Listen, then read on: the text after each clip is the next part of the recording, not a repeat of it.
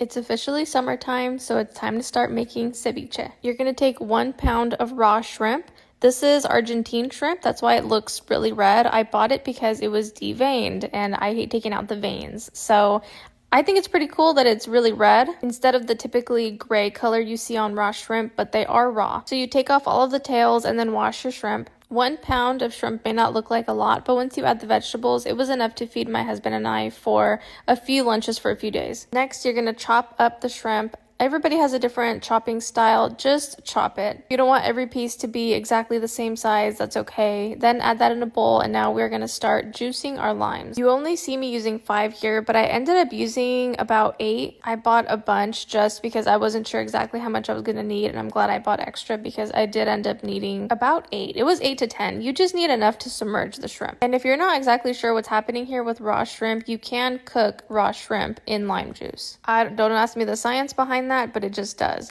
And then I strain the lime juice so that none of the pulp gets in there. It'll actually make it bitter. This just needs to set in the lime juice for about 30 minutes, but before I put it in the fridge, I'm also going to add some red onion so that that can cook in the lime juice as well and just kind of like dilute that strong onion flavor a little bit. I'm careful not to put too much because my husband doesn't really like onion, so I just put the rest in a small bowl, and if I want my serving to have more, I'll add more. Now for the shrimp to go in the fridge while I cut the other vegetables. We're going to add cucumber, jalapenos, a tomato, and cilantro. A trick I learned from my mom is to keep a trash bag on the counter while you're doing a lot of chopping and cooking to save you from making a bunch of trips back and forth to the trash can. Now that you've peeled the cucumber, I take out the seeds because I don't want the seeds ending up in my ceviche. I actually used to love eating that core when I was a kid. And then you're going to chop your cucumber into uniform tiny little squares. I'm keeping all my vegetables in this bowl since I can't add it to the shrimp yet. Now to cut the tomato, I'm using this tomato because I got it from a farmer's market. Otherwise I would probably use Roma tomatoes just because it's easier to take the seeds out of Roma. But nonetheless, I took the seeds out and I chopped it all up and added that to the bowl as well. Now for the pepper, I'm adding jalapeno instead of serrano, and I'm taking out the seeds because I do have an American husband who is spice intolerant. So I just add a little bit for flavor, and then again, I set the rest to the side for myself.